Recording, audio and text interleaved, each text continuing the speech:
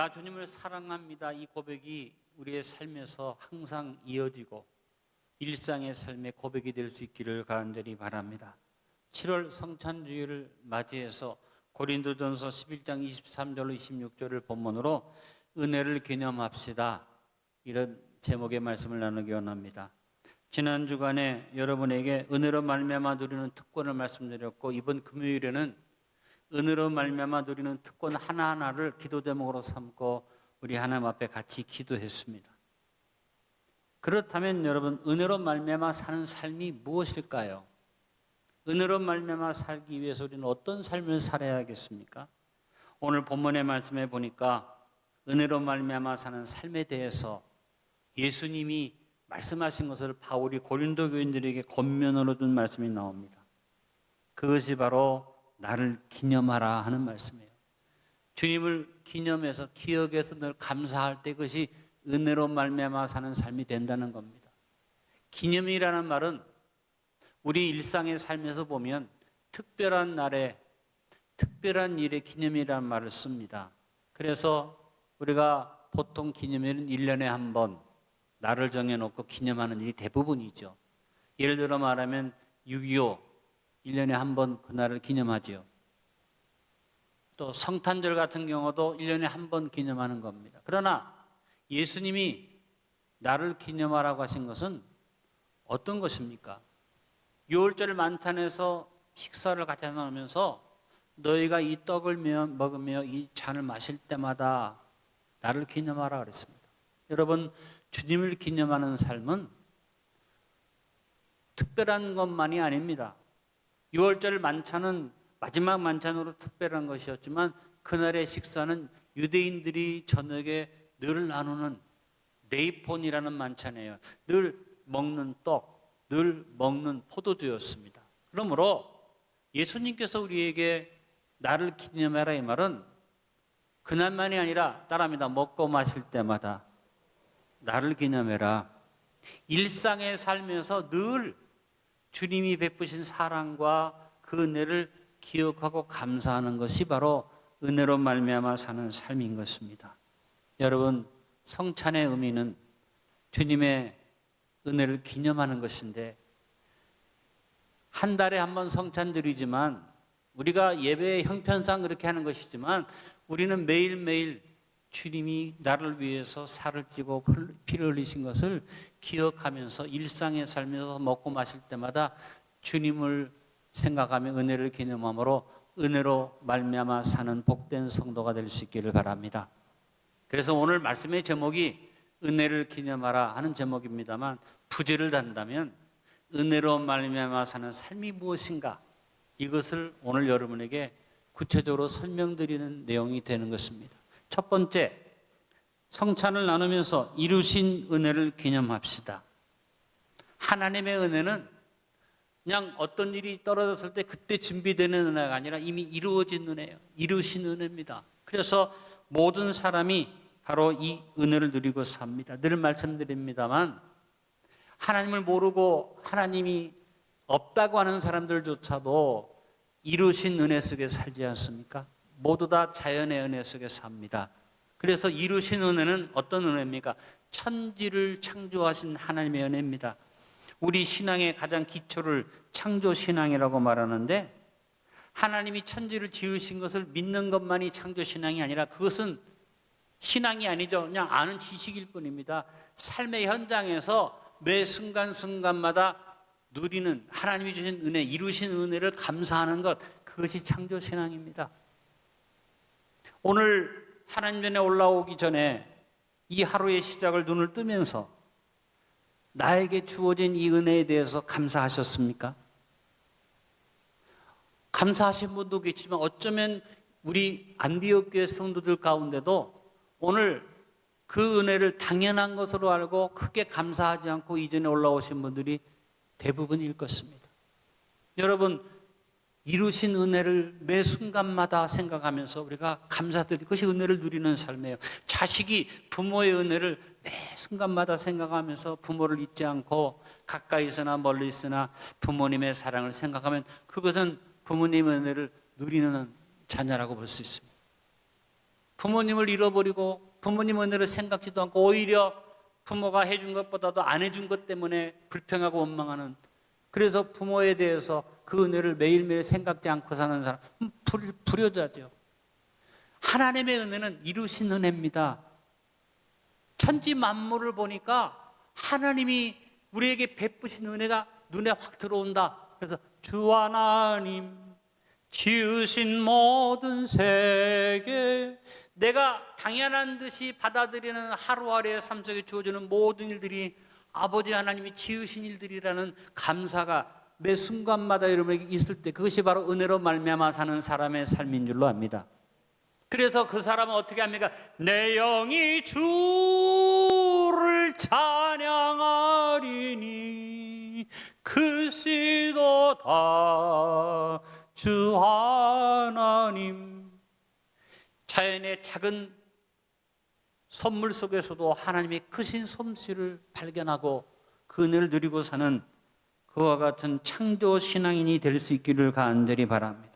그래서 천지 만물을 보니까 내 사방에 하나님의 은혜로 꽉 차서 충만한 그 은혜 속에서 하나님의 백성은 특별히 그 충만한 가운데 하나님이 그 위에 더해 주시는 은혜 위에 은혜를 입은 것이 바로 하나님을 섬기는 믿음의 사람들의 삶인 줄로 압니다. 이 세상 사람들은 하나님이 이루신 창조의 은혜 속에서 사는 것을 깨달아야지 되지만, 예수 믿는 우리는 그 위에 하나 더 이루신 은혜, 어떤 은혜? 십자가 위에서 나를 위해 피 흘리시고 살을 찢겨서 이루신 구속의 은혜를, 이루신 그 은혜를 우리는 늘 감사드려야만 합니다. 요한은 이 은혜를 이렇게 말했습니다. 요한복음 1장 14절로 16절에 말씀이 육신이 되어 우리 가운데 거하심에 우리가 그의 영광을 보니 아버지의 독생자의 영광이요 은혜와 진리가 충만하더라.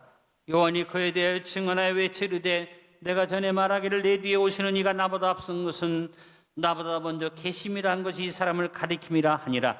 우리가 다 그의 충만한 데서 받으니 은혜 위에 은혜라라.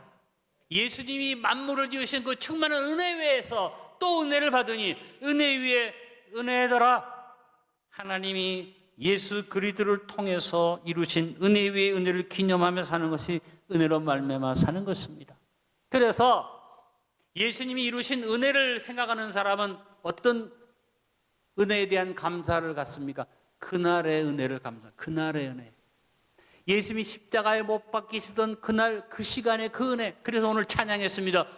그때 너 있었는가 거기에, 거기 너 있었는가 그때에, 거기 그때 그날의 그 시간에 내가 주님 못 박히던 그 자리에 있었다고 생각하고 늘 주님이 이루신 은혜 감사하면서 그 은혜를 기억하며 사는 믿음의 사람들이 되기를 바랍니다. 저는 개인적으로 순간순간마다 주님이 나를 위해서 살을 찢고 피 흘려줬던 그 은혜를 오늘의 내 자리에서 바라보며 기도합니다. 얼마나 아프셨나, 못 박힌 그 손과 발, 죄 없이 십자가에 달리신 주 예수님. 같이 고백해 봅니다. 하늘과 산과 들도 조목들도 다 울고 해조차 빛을 잃고 캄캄하게 되었네.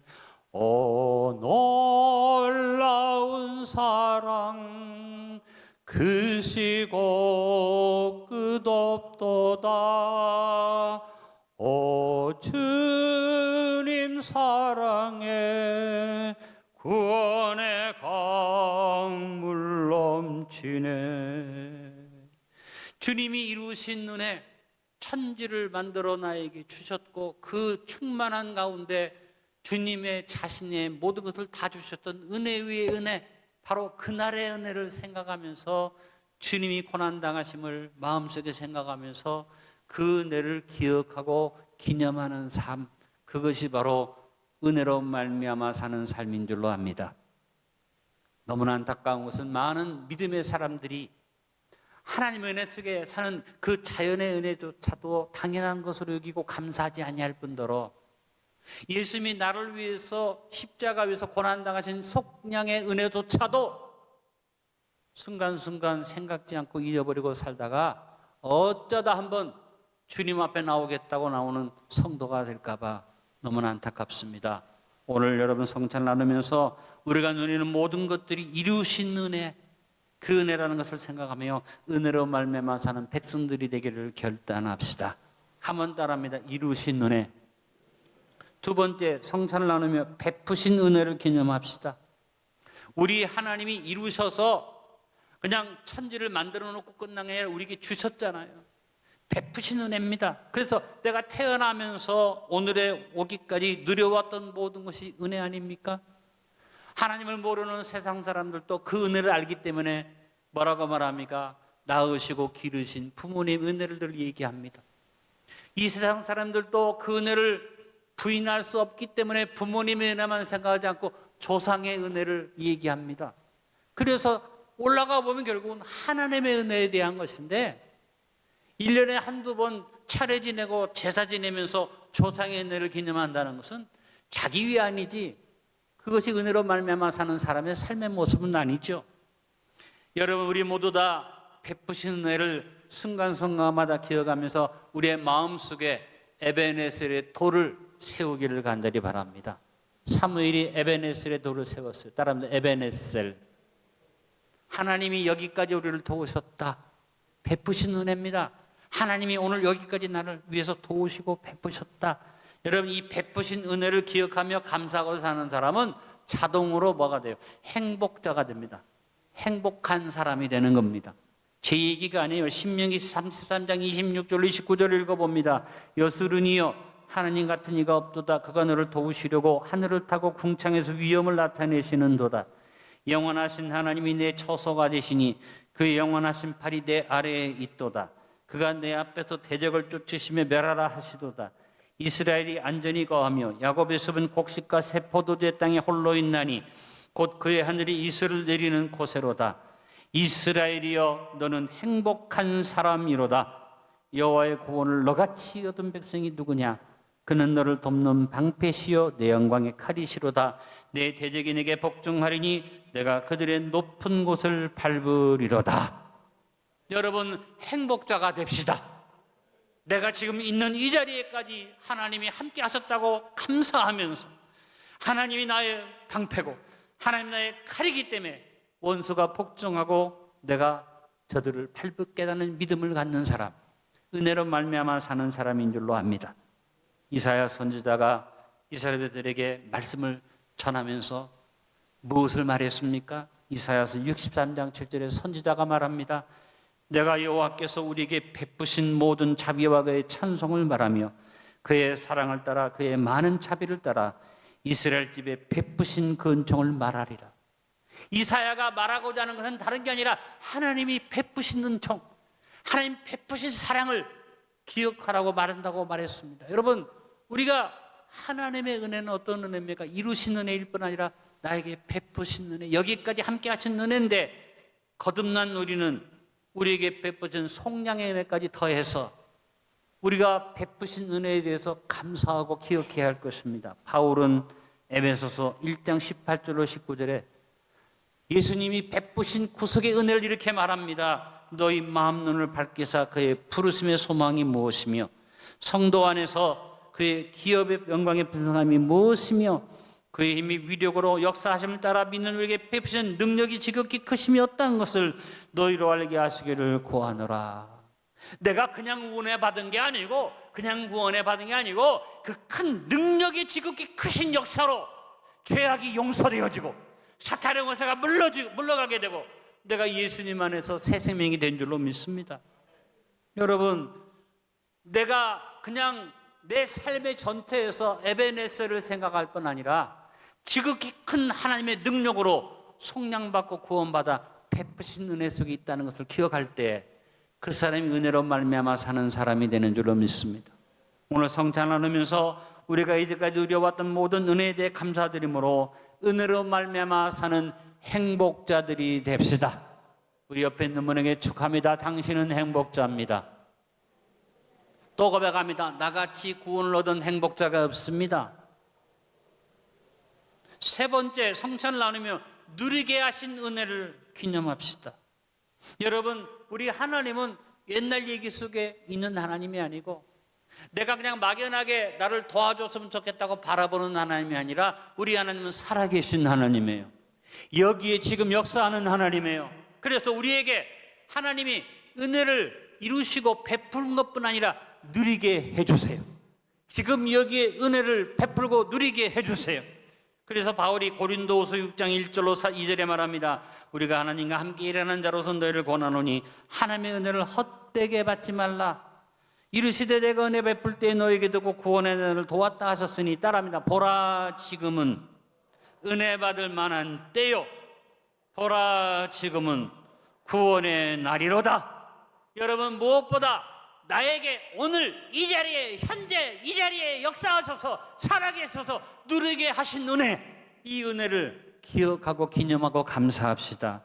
오늘 숨을 쉬는 것 감사, 나를 구원하신 것 감사, 내 뜻대로 한데도 주가 인도하신 것 모든 것 감사. 같이 고백합니다. 주님 감사해요, 주님 감사해요, 여기까지 온 것도 은혜입니다. 주님 감사해요, 주님 감사해요, 나를 구원하신 그 사랑 감사합니다. 내가 오늘 숨 쉬는 것부터 감사하면서 현재 나의 삶에 베푸시는 은혜, 그것을 바울이 분명하게 말해 두었습니다. 그 은혜가 무슨 은혜입니까? 때를 따라 돕는 은혜.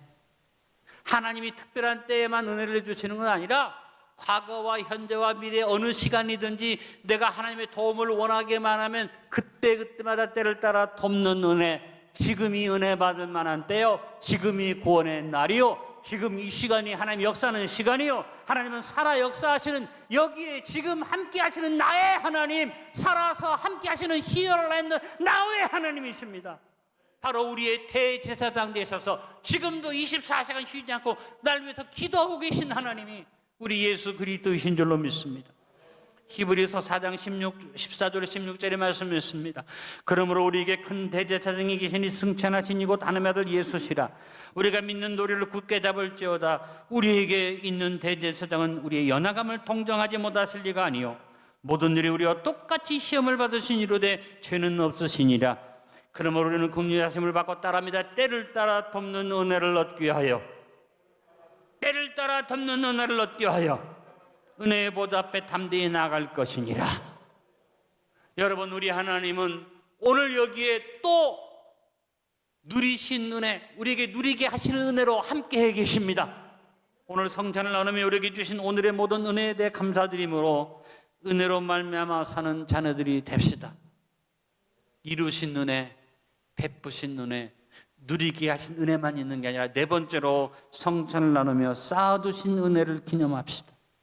여러분, 우리 예수님은 우리의 대제사장으로 우리의 삶의 현장에서 그때마다 은혜를 베푸실 뿐 아니라 우리의 목자로서 쌓아두신 은혜로 나를 지키시고 인도하시는 것을 믿으시길 바랍니다. 다윗은 시편 31편 19절에 자신을 위해서 하나님께서 쌓아두신 은혜로 함께 하신다고 고백했어요. 주를 두려워하는 자를 위하여 쌓아두신 은혜, 주께 피하는 자를 위하여 인생 앞에 베푸신 은혜가 어찌 그리 큰지요. 우리 하나님은 과거에만 아니라 오늘 이 자리에뿐 아니라 쌓아놓고 우리에게 은혜를 베푸시는데, 예수님이 그 은혜에 대해서 직접 말씀하셨습니다. 요한복음 10장 9절로 10절에 내가 문이니 누구든지 나로 말미암아 들어가면 구원을 받고 또는 들어가면 오며 꼴을 얻으리라. 도둑이 오는 것은 도둑질하고 죽이고 멸망시려는 것뿐이요 내가 온 것은 양으로 생명을 얻게 하고 더 풍성히 얻게 하려는 것이라. 예수님이 베푸신 은혜를 목자의 사랑을 가지고 말씀하셨어요. 예수님이 문대에셔서 들어가며 나오며 현실에 살면서 축복받게 할 뿐 아니라 양이 들어가서 풀을 뚫을 수 없는 상황이 올 때, 비가 오거나 비바람이 치거나 너무 춥거나 할 때 목자가 쌓아둔 은혜 꼴을 준비해 놔가지고 그 나가서 먹지 못할 때라도 준비해 놓은 쌓아놓은 은혜로 인해서 양이 배부르게 할 수 있는 것. 그래서 도둑놈은 와가지고 현재 도둑질해 가지만 진정한 목자는 양이 생명을 얻을 때 더 풍성히 얻도록 미리 쌓아놓고 준비한 목자라고 말씀하셨습니다. 여러분, 오늘 우리가 코로나19로 고통을 당하지만 우리 앞에 쌓아두신 은혜가 있습니다. 아멘. 바울은 그 은혜에 대해서 고린도전서 2장 9절에 직접적으로 말씀했어요. 기록된 바 하나님이 자기를 사랑하는 자들을 위해 예비하신 모든 것은 눈으로 보지 못하고 귀로 듣지 못하고 사람의 마음으로 생각하지도 못하였담과 같으니라. 할렐루야. 쌓아두신 은혜를 생각하면서 제가 하나님 앞에 기도하면서 그런 기도를 했습니다. 하나님, 우리 대한민국이 이제 내년에 대통령을 뽑게 되는데 하나님 정말 불안하고 너무 힘듭니다. 어떻게 됩니까? 하나님이 저한테 마음에 주신 것을, 이 사람아, 너 역대 대통령을 봐라. 전부 다 감옥에 갔어. 도대체 우리나라 대통령 다 감옥에 가면 정치를 잘했다는 얘기, 못했다는 얘기예요.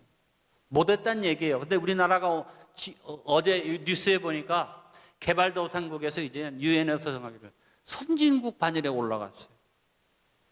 하나님이 내 마음에 말한 건 뭐냐면, 이 사람아, 대통령이 잘해서 선진국에 갔냐? 역대 대통령은 다 감옥에 있고 지금도 두 놈이나 감옥에 있어. 이번 대통령도 어떻게 될지 몰라. 그래도 대한민국은 대통령이 정치를 잘못해서 다 감옥에 갔어도 대한민국은 계속 성장해서 선진국 반열까지 올라갔어. 내가 너희를 위하여 쌓아놓은 은혜를 기대하라. 저는 기대합니다. 하나님이 대한민국을 위해서 쌓아놓으신 은혜가 있기 때문에 우리가 걱정하지 않아도 될 줄로 압니다. 제가 기도하다가 어제 마음에 편안하던 게 뭐냐면, 사실은 많이 불안해요. 걱정도 돼요. 근데 마음이 편안한, 그래, 누가 세워도 그 사람 때문에 이 나라가 된 것도 아니라 다 감방에 가고 다 감옥에 지금도 있지만 그래도 대한민국은 계속 발전한 것은 누가 뭐라고 말해도 하나님의 은혜다. 세상 사람들은 이런 얘기하면 웃고 말겠지만 우리 믿음의 사람들은 무슨 의미인지 아시잖아요. 아무리 사람이 분탕질을 하고 부정부패를 하고 온갖 투기를 하고 난리를 쳤어도 대한민국은 계속 발전하고 발전해서 손바닥만한 나라가, 자원도 없는 나라가, 가진 것이라고는 사실 자랑할 것이 하나도 없는 나라가 이런 축복 속의 경제대국이 됐다. 이건 여러분 하나님의 은혜올시다. 쌓아두신 은혜 있음을 기대합시다. 오늘 성찬을 나누며 우리를 위해 예비하시고 쌓아두신 은혜 감사드림으로 은혜로 말미암아 사는 자녀들이 됩시다. 말씀의 결론을 맺습니다. 안디옥의 거룩한 형제와 자매들이여, 오늘 성전에 참여하면서 은혜로 말미암아 살기를 결단합시다. 성찬을 나누면서 모든 것을 이루신 은혜, 이제까지 베푸신 은혜, 지금 여기에 현재 누리게 하신 은혜, 앞으로 예비하시고 쌓아두신 은혜를 기념함으로 은혜로 말미암아서는 행복자들이 됩시다. 그래서 여러분이 기억하기 좋게 제가 단어들을 만들었어요. 따라합니다. 이루신 은혜, 베푸신 은혜, 누리게 하신 은혜, 쌓아두신 은혜, 모든 것이 은혜입니다. 그래서 늘 은혜에 감사하고 살면 그것이 바로 은혜로 말미암아 사는 것이고, 그 사람에게는 하나님이 주는 특권이 선물로 주어지는 줄로 믿습니다. 아버지 감사합니다. 지난 6월 한 달 동안 은혜에 대한 말씀을 무려 11가지의 말씀들을 나누었는데 그 말씀들이 우리의 마음속에 다 기억되게 하시고 차전의 말씀으로 마음에 새겨지게 하옵소서. 오늘 7월 첫 주를 맞아서 그와 같은 말씀들을 생각하며 은혜로 말미암아 사는 것이 무엇인가를 또 살펴봤는데, 우리 하나님이 이루신 은혜, 나에게 베푸신 은혜, 그리고 누리게 하신 은혜, 쌓아두신 은혜를 오늘 기념하면서 성찬에 참여하고자 합니다. 모든 성도의 마음속에 주님의 은혜가 깊이 새김질되게 하시고 은혜로 말미암아서는 안디옥 성도들에게 오늘 성찬의 은혜가 넘치게 임하게 하여 주옵소서. 예수님의 이름으로 기도하옵나이다. 아멘.